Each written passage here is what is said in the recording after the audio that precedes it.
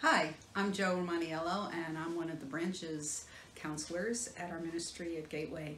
You met Ron and Alan, two of our pastoral counselors last week, and you will meet Ron Taylor, another of our pastoral counselors, and he's also a Christian coach along with Ron Marsh. The limb that Deborah Hertzler-Walters and I have on the branches tree is that of marriage and family therapy, and we are Christian clinical counselors, so we have a clinical take to this. This video series and the videos are meant as an invitation for you to consider that there is support out there for you for any of the issues that may come up in this series. Ron will preach through each of these emotions. At Branches, we provide direct support, but we also provide resources through our pastoral counseling, our clinical counseling, or our coaching. We can also do workshops if that's what's needed, if there's enough interest. I know Ron had some questions for me from the clinical side of things, so Ron, take it away. So, Jo, what do you see as common to all of these emotions that we're discussing in this series? Well, some of that you addressed, and I think that one of the big pieces is that God made us whole. We're whole beings, our body, our mind, our heart, our soul. It's physiological. There's chemistry involved, affecting all of our emotions and all about how we respond and react. These are all things that happen. Another thing that I see is when that chemistry happens, when those triggers happen to any of our emotions, depression, anxiety, anger, shame, there's a reaction time. And what we look to is how do we expand that reaction time so we can actually make some choices, because that little interval is a place where the enemy loves to get in there and muck about and really create a lot of things that that take away our choices. So tell us a little bit more about that. I've heard it called the life-giving nanosecond, that reaction time in our emotions. Can you tell us a little bit what's going on, what's happening in that nanosecond of time? Well, what's actually happening is God wired us well, and He gave us ways to respond. So let's just say if we're out in the ocean and we see a shark, we want our chemistry to kick in so we can get out of there fast. That is what it's for. That's why God designed us. He designed us in a way that we can't handle it. When it becomes a problem is when it gets chronic. When we don't have any choices anymore. We forget that there are choices. And that's what we, from the clinical side and also pastoral counseling, and God gave us many, many tools to help expand that interval so that we can really lengthen that time and give us more choice. Time to exercise that free will that God gave us, actually. As you said, Ron, we do create stories about our lives, and that's another thing I see that's common to this. Good thing about stories is they can be changed, they can be rewritten. God is always about redeeming our story, but what is important for us to remember is God is always our co-author. And with that co-author, we're always going to come out of the gate hitting a bestseller. We just have to listen. Finally, we have emotions, and we are not our emotions, and that's a big piece. In other words, experience with people over 30 plus years of counseling shows me that it can even be helpful when we speak about our emotions to not even talk about them in ways that say, oh, I am depressed, I am anxious. God said that was very powerful. What did God tell us His name was? I am. So let's not throw that around lightly. Let's look at depression and anxiety and anger and those things from a little bit more distant place. So I always encourage people to say, I'm struggling with anxiety, I'm struggling with depression, rather than I am depression or I am anxiety. So those are some of the common things I see, Ron. Okay. I have another question here.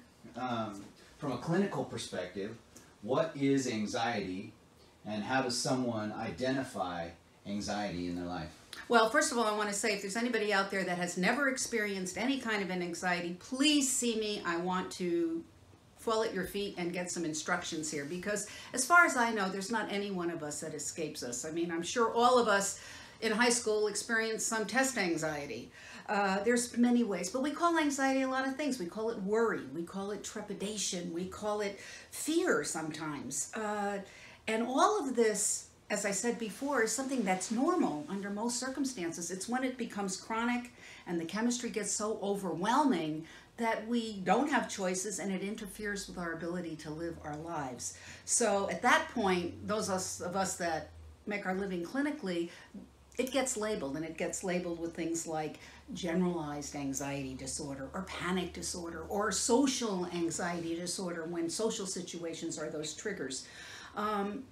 The signs of this are, again, we're whole. It comes across our whole being. So emotional symptoms, feelings of anger, feeling of fear, feelings of helplessness, disappointment. Those are common, and not all of them, these are not exhaustive, emotional responses to anxiety. Behavioral or cognitive, difficulty concentrating, thinking negatively, comparing yourself to others. Those are things that happen to us. Behaviorally, we might act out. We might get really irritated and angry and big because we're feeling anxious. These are all things that happen to us when anxiety shows up and we struggle with it. Spiritually, we take our eyes off God. Because the minute anxiety shows up, what do we start doing? We start thinking, oh, I'm anxious. Oh, this is going to happen. That's going to happen. And we're looking anywhere but at Him. So what ends up happening, if we let that go long enough and it gets chronic enough, we end up feeling separated from God. Physical, shallow breathing, holding your breath, headaches, nausea, gastrointestinal problems, sweating, sweaty palms, shortness of breath, rapid heartbeat. We can have any of these symptoms, and many of them.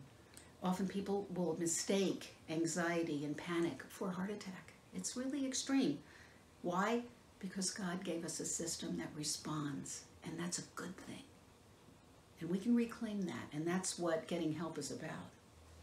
I have another question too for you. How do you deal with anxiety with the people who come to you? How do you actually deal with them in your practice?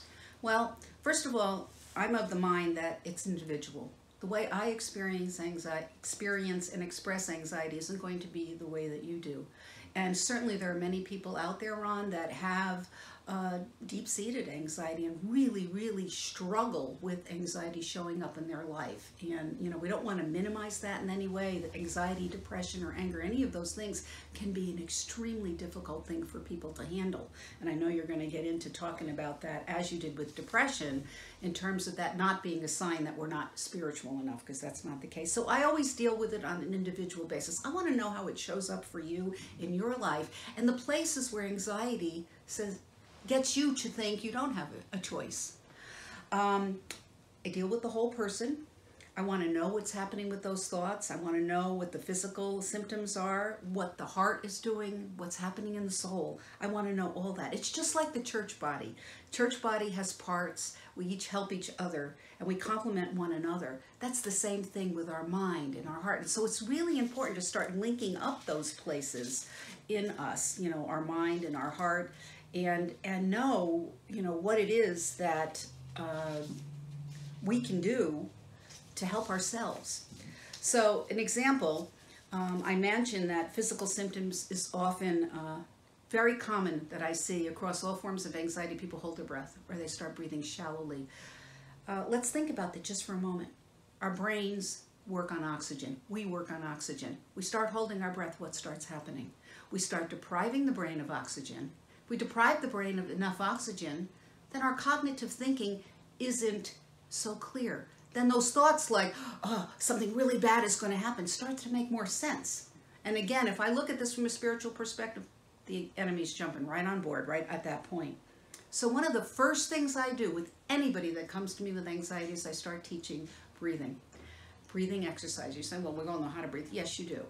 But let me tell you, there's a big difference between shallow breathing and deep breathing. And so one of the ways, and I'm going to give everybody a quick exercise just to try it, and I invite you to close your eyes. I'm going to look pretty stupid here doing it. But if you close your eyes, we're going to connect up your body with your mind, and we're going to use your own hand to do it.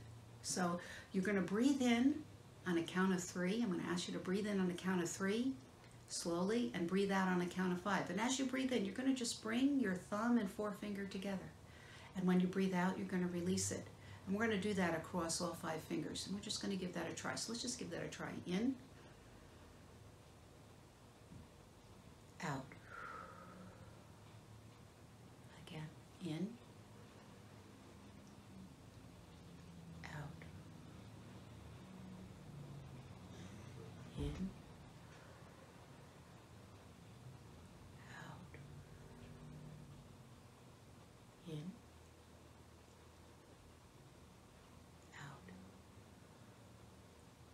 Okay. Hopefully you're feeling a little bit more relaxed than you were a second ago. That was done pretty quickly. Normally you would do it more slowly. The beauty about this is your tool is at the end of your own arm. You could have this in your pocket while you're going into a store and feeling panicky with the crowd around you. And you could remind yourself, and what are we doing? We're linking the body and the mind, and we're giving the mind more oxygen. We're calming ourselves down. We're doing battle with anxiety. We are not anxiety. We're doing battle with it. So this is just a demonstration. In that interval that we've now grown a little bit, we can remind ourselves of a piece of scripture that's important to us. We can pray in that moment. Because sometimes that chemical hijacking happens so fast, which is what the enemy's banking on, that we think, I can't pray. But we give ourselves a little more time. So that's what I want to do. I want to help to grow that interval. These videos are meant as an invitation. This isn't a fix. Obviously, in a few minutes, we're not going to fix anything. If you struggle with depression, anxiety, anger, any of these things, know there are ways to get concrete help. Help that's individualized to you and your needs. You may come at the world with emotions as your lead. People can meet you in that place. You may come at the world with logic and thinking. We can meet you there. It's all possible. There are resources listed at the end of this, and you can see that. Let me say one other thing. Yesterday I had a pleasure. It was a sad pleasure, but a pleasure. A very close and dear friend of mine discovered the day before that her son, 34-year-old young man, had a stage 4 cancer. And I went with her while he was having surgery. This woman is a very strong woman of God. Her faith base is very, very strong. I know she was worried. I know she was concerned as that surgery went on and on and on. But she had a peace, a very odd peace about her. I know she had it because in the middle of all this, someone else called her who was anxious, and she came right out of the gate with, no, no. She was ministering in a nanosecond, and the person said to her, you're so strong. And she said, no, I'm not strong. It's my faith. It's God that's strong. This is real for her. So when we talk about reading scripture, when we talk about praying, it's not just words, it's real. It's real. I saw it in action yesterday, and he's okay, by the way. He came through fine. So let me leave you with this from Philippians. Don't be anxious about anything. Bring all your requests to God in prayer, and then give thanks. His particular peace, that peace that goes beyond anything any of us will understand, will keep your heart, your mind safe in Jesus.